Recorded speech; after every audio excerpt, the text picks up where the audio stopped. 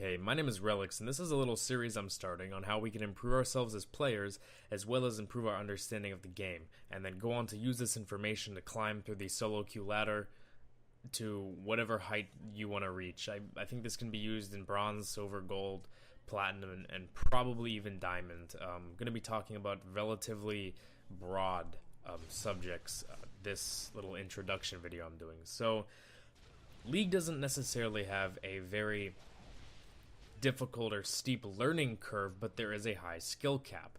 The difference between the skill of a gold 1 player and a diamond 1 player is tremendous, even though the game is not necessarily difficult to learn. So it's one of those things that maybe is easy to learn but hard to master. Now, League, even with all its complexities, can be simplified to basically two different parts. There is the technical aspect of League, which is CSing, movement, champion mechanics, etc., and then the tactical, which is strategy, decision making, things like that. Pretty much everything can be sort of classified into this. Well, not everything, but for instance, soccer. The technical parts of soccer are dribbling, shooting, passing, while the tactical parts of soccer are positioning, formation, field awareness, things like that. So, very translatable ideas, I think. Alright, so let's take a little bit of a closer look at something. The only person that you have full control of in solo queue is yourself. So out of your team, you control 20% of your team. 1 out of 5. The other 4 are variables, not to mention the 5 other variables, which are the other players on the other team that determine whether you win or lose a game. So basically, before doing anything with your team, you should make sure that you are playing to the best of your ability. Whether this is mechanically, maybe it's tactically, maybe you need to CS better, maybe you need to master your champion's mechanics more. This would be a technical issue. Maybe it's tactical, maybe that you don't have very good map awareness, or maybe you are not trying to coordinate with your team for strategy or for whatever it is. So make sure that you are playing as best as you can before even trying to control your team. So now we talk about controlling the team. Now that's a whole other issue. So how do we win solo queue? In my opinion, I think that there are basically 4 keys to winning solo queue: communication, taking objectives, teamwork, and keeping team morale high. Also playing well, but that's like, I don't even need to say that. So communication, teamwork, and taking objectives are pretty self-explanatory, and the interesting thing is they all kind of go together. How do you communicate? You either type or you ping. How do you take objectives? Well, you have to communicate to take objectives, and you need teamwork. I'm not even talking about split pushing, just very basic principles. So there have been games where the kills are 45 to 20. I'm on the team with 20 and we win the game because we won one team fight, pushed and took objectives, took inhibitors, whatever it may be. The game is about objectives, especially in the current meta, which some people like, some people dislike, but that's just what it is. You look at the Korean strategies where they force down towers early, they take control of lanes and map awareness, and then they just shove these giant minion waves at towers over and over. If you want to win solo queue, it's an easy way. That's why people like to split push, because people in solo queue don't know how to handle it, and then you just get easy objectives. But back to what we're talking about. So communication, teamwork, and taking objectives are pretty self-explanatory, but keeping morale high.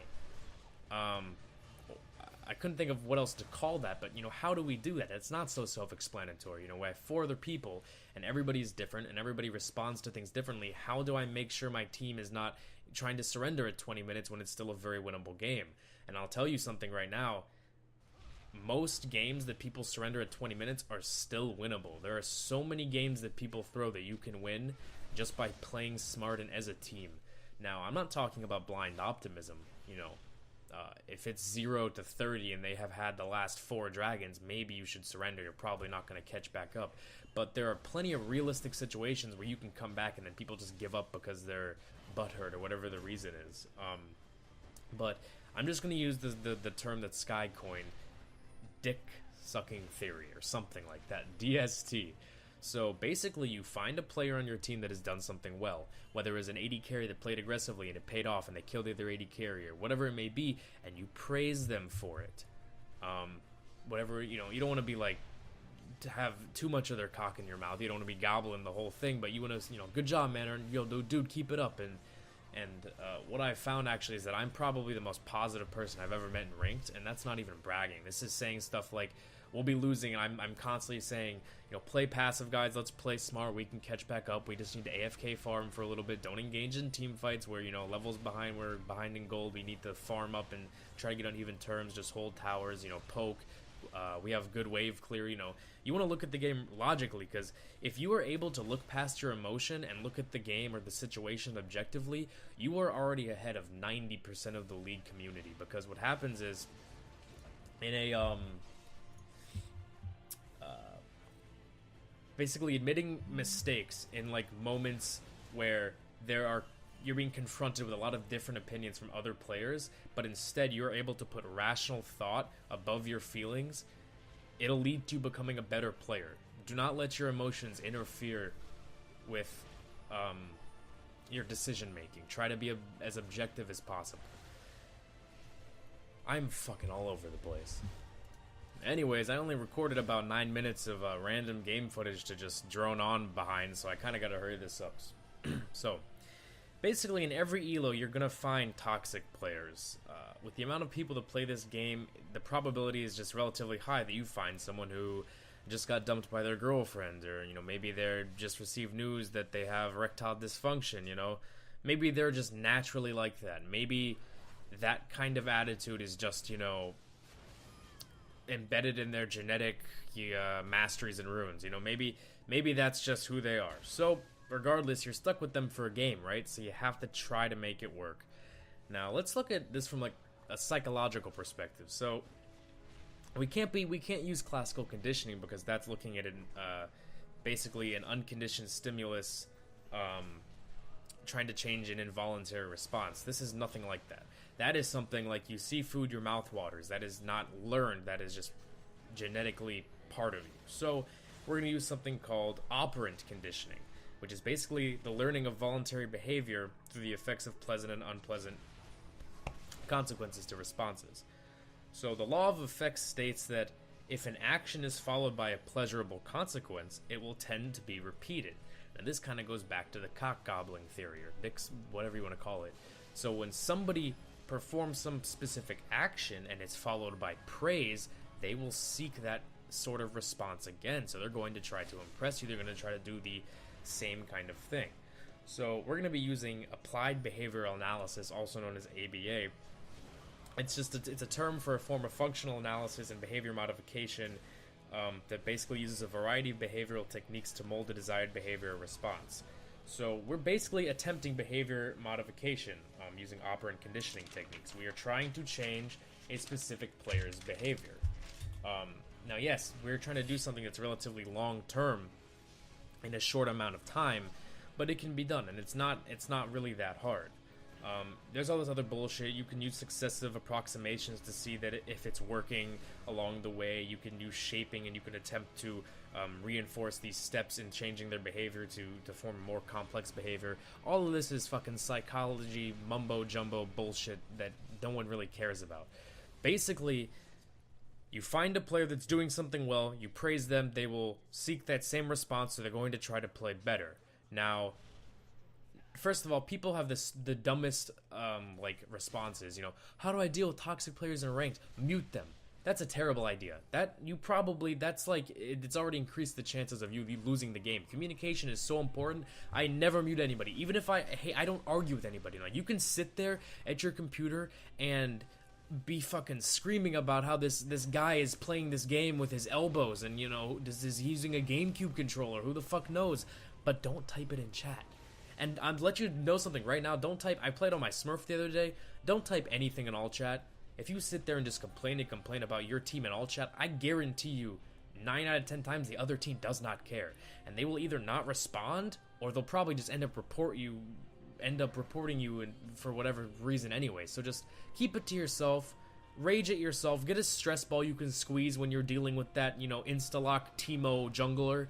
Just deal with it silently. Because if you express verbally, it's going to usually not end up and the best for you. So if someone is feeding, or if someone is playing poorly, or whatever mistakes they're making, you need to try to come up with some kind of constructive criticism, but then you need to apply it passively. You can't be like, dude, you fucking blow, you know, or what are you, bronze 1, are you wood division 5? Like, you have to be like, come on, man, you know, you gave, you know, Top got first blood on you. You got to play passive. You can't try to continue to trade with him because he's ahead. You know, you have to try to provide something where they're not getting chewed out, but you're giving them advice still. So hopefully they'll follow that, and hopefully things will turn out, you know, better for you. But the fact of the matter is, you can't win every game. You're going to get players that are just set in stone with their ignorant ways. Just, you know, report them for negative attitude after the game, write toxic, do whatever will help you sleep at night, but just get past it. Play another game. If you think Elo hell exists, then you're an idiot, and you're using that to scapegoat you've probably reached your peak, your plateau. You're sitting in Silver 1 and you're saying you're an Elo hell. That's probably your true, you know, true rating. If you've played 1,000 ranked games and you're still in Silver 1, it probably doesn't have anything to do with the people you're getting paired with. It's statistically improbable. If you play 50 games and you win 27 and you lose 23, yeah, you're going to slowly increase, and it's going to be a really long road, but you will increase. I play games where I win, lose, win, lose. That's 2 wins, 2 losses. I see a net gain of 4 LP. Now, yes, it's going to take fucking forever to get out of wherever I am if I continue that trend, but you will get out eventually. If half of you say that you are playing as well as you're saying, you would not be in whatever division you're in. So you're either exaggerating, or you need to learn to accept whatever you're doing wrong and improve on yourself as a player and improve your understanding of the game. So anyways, I basically talked about nothing for... Yeah, so if you liked the video, give it a like. Feel free to subscribe. Comment what you thought about the video if you want me to make more videos like this. I've been doing a lot of research and a lot of, you know, just kind of looking into things on my own, and I could probably make a few more videos like this, but probably a lot simpler and a lot more specific as to what I'm talking about. But this video has already gone on too long, so I'm going to try to keep it short and sweet. I actually made this video because somebody on my stream told me that they wish there was more people like me when I was playing a ranked game. So, more than doing anything on my YouTube, you can come stop by my stream. I'll put it on the screen, it'll be in the description. If you want me to say it, it's twitch.tv/RelyksOG. Sometimes I play Counter-Strike because I'm on a competitive team, but pretty much League of Legends. I stream almost every day. I stream for hours and hours, and I'm currently on my main account. I'm on Gold 2, so you guys can come climb with me. We can learn off each other. Maybe you'll learn a thing or two watching me. Maybe you can suggest something. I'm welcome to all kinds of constructive criticism. But come stop by. People are always chilling there. We're listening to music. You know, I'd like to get my stream big, so who knows if that'll actually happen. But if it does, you know, hooray, I guess. Dreams come true. But yeah, thanks for watching the video. Stop by the stream. Go make yourself a fucking bagel. I don't even care, dude. I'll see you guys in Challenger, though. Peace.